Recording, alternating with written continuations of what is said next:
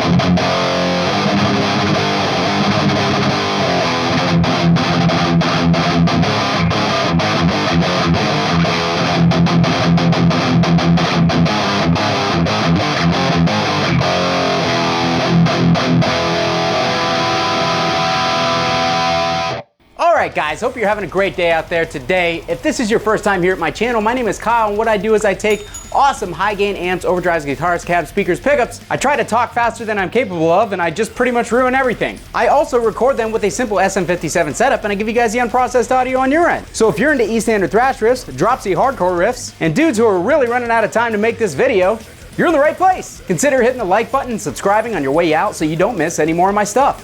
Thanks! Alright guys, so I am on an extremely limited time frame here to film this video. The owner of this amp is actually going to be coming to pick it up very shortly, so I basically just have to bust this out as quickly as I can before it's no longer in my possession. These amps are very hard to come by. This is the Ampeg Lee Jackson designed VL-1002, and what this is supposed to be is basically a modded Marshall with a bunch of modern features and a ton of gain on tap. It's a 2-channel amp. You've got a clean channel and you've got a gain channel. It's got built-in reverb. It has the ability to take either EL34 power tubes or 6550 power tubes, which are what is currently in this thing. It's got a built-in attenuator. I'm not sure how all that works. I'm not sure the history of this amp, and one of the front light bulbs just went out as I was filming the video. So yeah, these are pretty hard to come by. There's not a lot of good demos of them on YouTube. I don't know the history of this thing. I don't know the intimate details of these amps, but I do know that a lot of people have been interested in these for a long time, and it seems that they're just hard to get your hands on and hard to meet people who know a lot about them, unless you're online in the forums, and even then, not a lot of good info. So I'm gonna stop talking. We're gonna dive into the gain channel of this amp. We're not gonna touch the clean channel. For the intro clip, I was using my Gibson Les Paul 1958 reissue with a Vineham Rampage in the bridge, which is basically a high output modern PAF style pickup. We had the Deadwell duality on in front of the amp. We're gonna turn that off.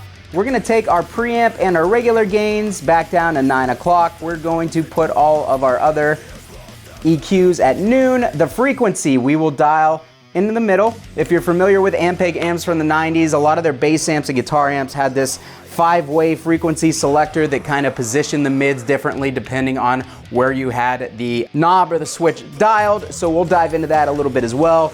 Our reverbs are gonna be off. Gonna leave the master volume where it is. The presence has an effect whether you have this attenuator engaged or not. We'll look at that attenuator real quick too, but I'm gonna put the presence at noon. Here is what we have with everything at noon. Preamp and gain at 9 o'clock. Frequency selector in the middle.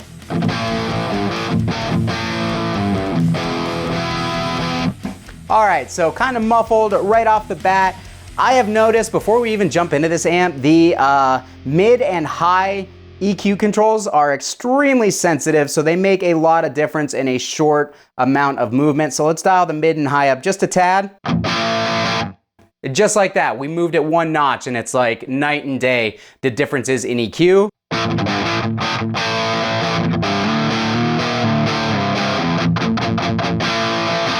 And just like that, we kind of have a JCM 800 style tone. I mean, that's very close to what an 800 sounds like. Let's get a little bit of low end in here.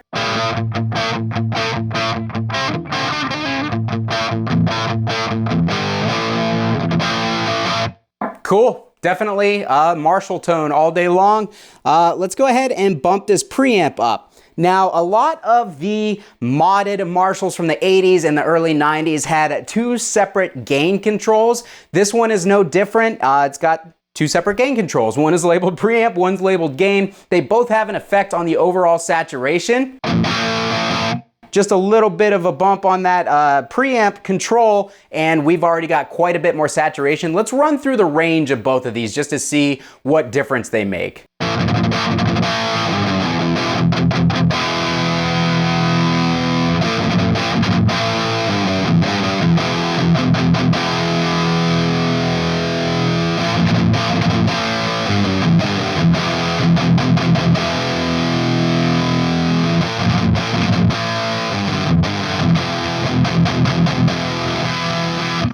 Gives us a lot of saturation and a lot more girth, I guess. It thickens up the lows and low mids quite a bit. Let's do the same thing with the gain knob.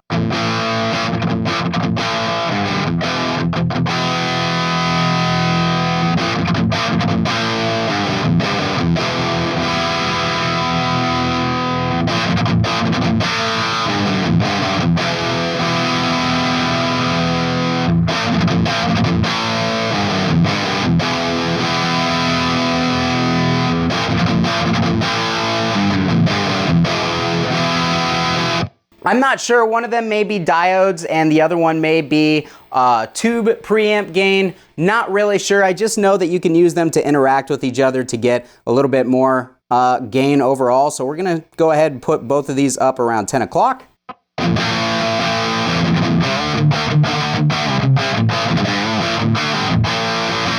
Again, we got kind of a modded Marshall thing going on. It sounds pretty good like that. Let's get some presence on the amp. Much like a PV-5150, the presence doesn't really do anything until you hit that 3 o'clock like threshold, and then after that it gets really bright really fast. So we're gonna leave it right there for now.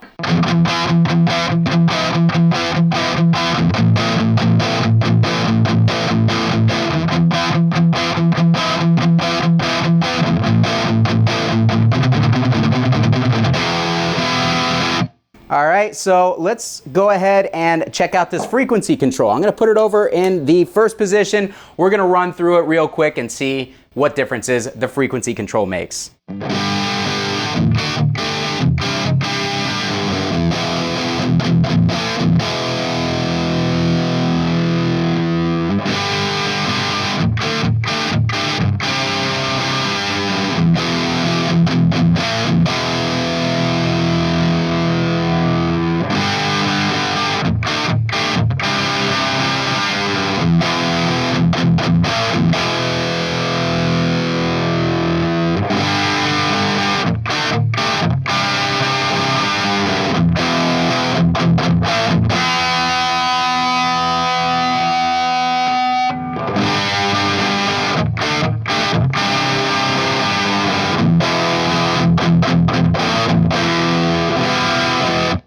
So as you can see, the closer you are, or from 1 to 5, it basically is like scooped, a little scooped, kind of neutral, and then it really seems to push the mids on those last two settings. I think it sounds best in 3 personally. On the furthest over side, when you're getting a lot of mids, you're getting a lot of low mids and boxiness in it. The third frequency is kind of a nice balance.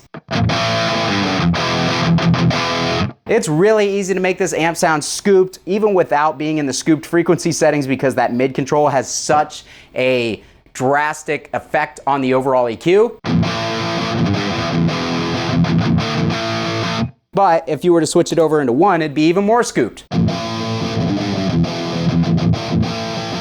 Like, scoopy Ozzy Osbourne style tones, I guess. The Randy Rhoads stuff always kind of reminds me of a little bit muffled, a little bit oversaturated, and really scooped for that 80s sound. But there, we've got our mids back. All right, so let's go ahead, let's bump up our preamp gain and our gain. And we already have quite a bit of saturation going. I really don't see the need to push it too much further past this, but we will, because you guys tend to yell at me when I don't play with obscene amounts of gain. So I'm gonna humor you on this one.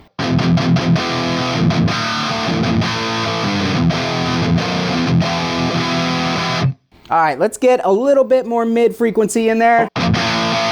And now we have a nice bite going for sure.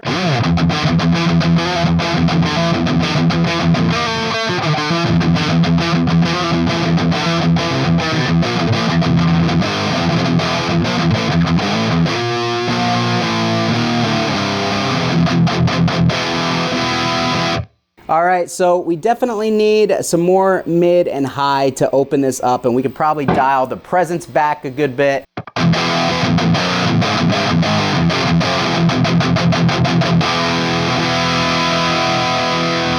So let's get even more gain on this thing. Let's get more of the gain.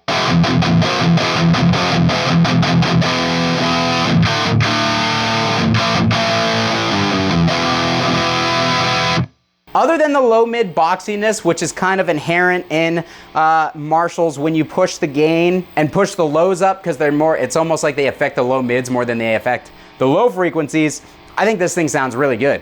Really, really good. In fact, it's up there with a good modded Marshall in my opinion.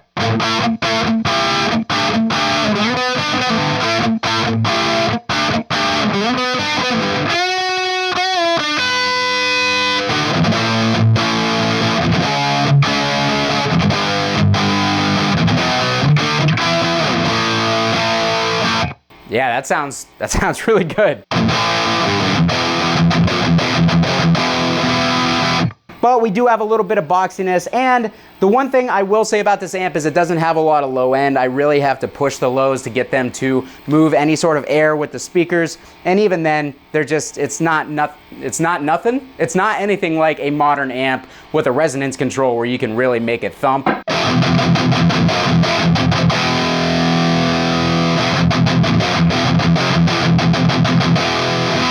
Again, it seems to add a little bit more low mid than it does actual low frequency, so let's back that down a tad. Let's bump that preamp up and see how saturated we get without a boost here.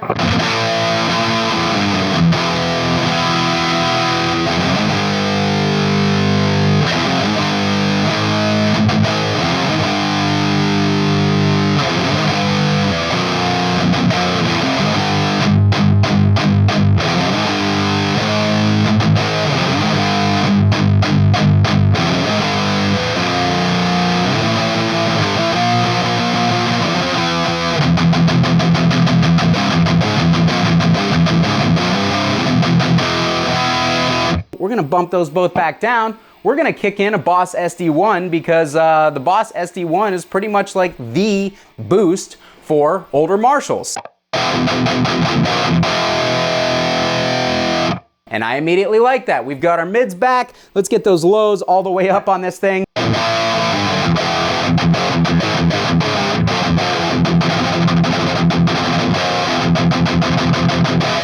Nice and tight. Not a lot of low end punch, like I said, but it is what it is. Let's try dialing the gain down and bumping the preamp, because the preamp seemed to fatten things up and add some lows, whereas the gain knob seemed to add some bite.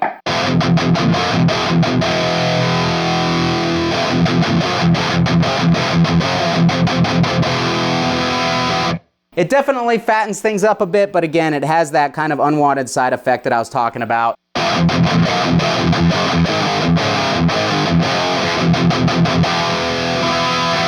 But if we scoop the mids out of this a little bit,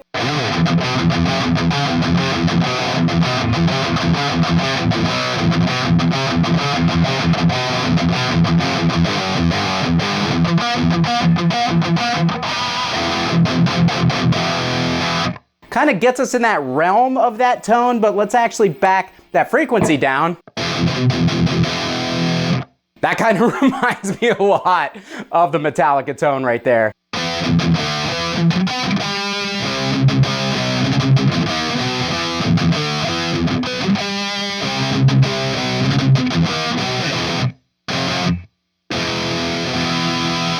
Definitely has that scoopy thing with the top end sizzle going on. Again, that is very, very guttural in the low mids. That's probably every death metal band's favorite setting that ever used this amp. Yeah, it sounds good for that. Let's bump the mids a little.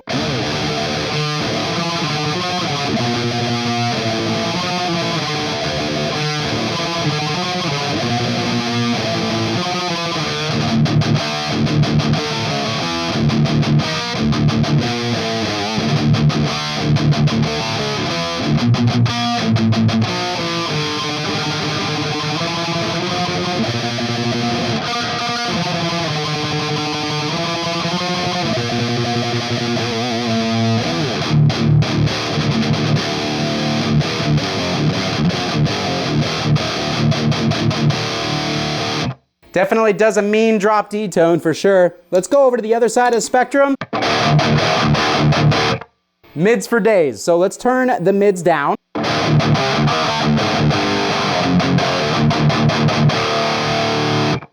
That reminds me very much of a Splawn. If you guys have ever played a Splawn quick rod, those mids are there. All the mids are there.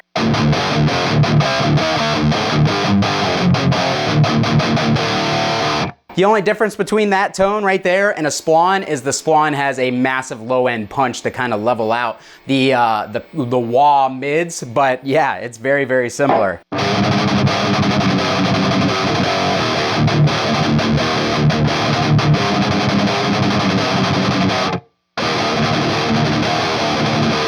All right, so back to the middle, which is where it's nice and balanced. Man, that is a great tone, guys. I really like this amp. Let's go over to the MXR M77 and see how that thing sounds.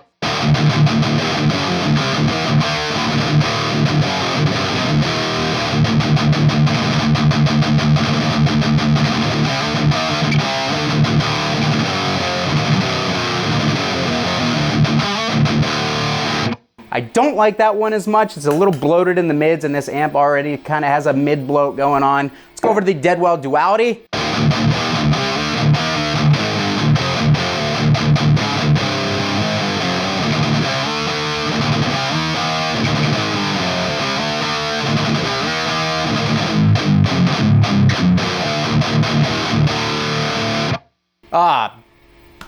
This amp sounds really good. I really dig it. I'm gonna back the preamp gain down a tad, bump up the regular gain, take a little bit of high end off of this.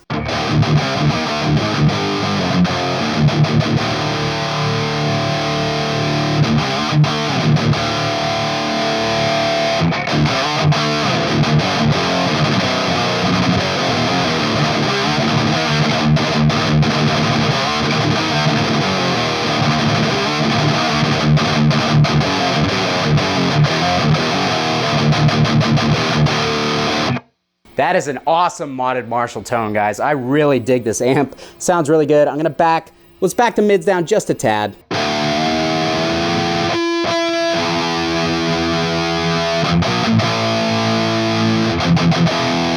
I don't know why, but this amp reminds me of Slayer, the way I have it set right now.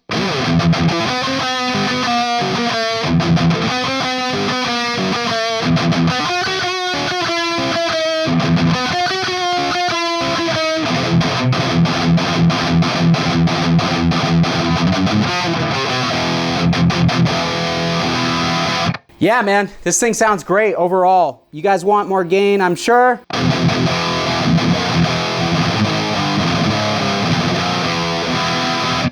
It definitely has tons of gain. Let's go down to drop D standard.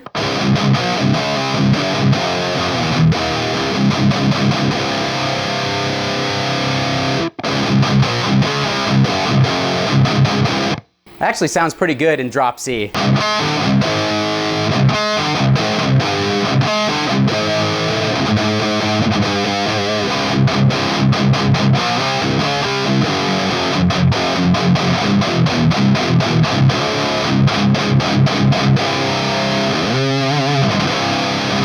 Alright guys, that's gonna do it for me today on the Ampeg VL-1002. I personally think that this thing sounds killer. I'm really bummed to see it go actually, because I know I'm gonna have a really hard time tracking another one down after this. Definitely like modded Marshall tones all day long, especially from the 80s. It's definitely got like a Jose vibe to it. but it doesn't get super noisy when you dial the gain up like the Jose's tend to do, because that diode clipping seems to get really bright and messy. This one stays nice and clean. I love the frequency response ability to change that. We didn't even dive into the attenuator, but I know that the attenuator basically was just like lowering the volume. It didn't really seem to have too much of an effect on things. And honestly, this thing, you have to dial the volume up pretty high in order to get it loud in the first place. It actually is a lot like my Cherrytone Chupacabra in that matter. When you have it in the modern setting, you really have to push the volume all the way up in order to get it loud enough to play. So maybe there's some similarities in the circuits. I don't know. I just know that this amp sounds awesome. And yeah, I highly recommend it. If you get a chance to get your hands on one of these amps, I would definitely say pick it up. If you've got the money, you're in the market for a modded Marshall style tone that looks nothing like a modded Marshall. It looks very unassuming in that matter, but sounds absolutely killer. I would like to see a little bit more of a low end control, maybe just a touch more clarity. It gets a little muddy once you start pushing the preamp gain and stuff, but otherwise, awesome, awesome amp. So, what did you guys think of it? Let me know down in the comments. Very curious to hear your thoughts. Have you played one of these amps before? You ever wondered what they sounded like? Did you have a friend who owned one? Let me know down in the comments, because I am always curious to see what you guys think. I'll meet you down there to chat about it. If you would like to support the channel, what I do here, down in the description of this video are all my support links, including my Sweetwater affiliate link. You click that link, get yourself something nice from Sweetwater. I get a little kickback. It costs you nothing extra, and it helps me move forward. It helps me go out and buy amps like this for the channel so that I can then show them to you guys. So that would be very appreciated. Or if you want to help the channel in a different way and donate directly, consider joining my Patreon group and adding your list to this name. What? Adding your name to this list of very fine people who support the channel by donating to my Patreon every month. We're getting into some pedal giveaways and stuff very soon here, and I will be adding some benefits to the Patreon membership very soon once I get some stuff sorted out. Very excited about it, but consider helping the channel out that way, and I'll love you forever whether you want me to or not. Thanks so much for watching, guys. Kyle here again. This was a fun one for me. Hope you have a great day. We'll see you next time.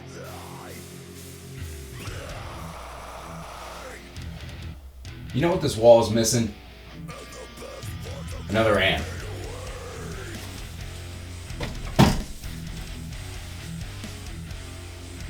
There we go.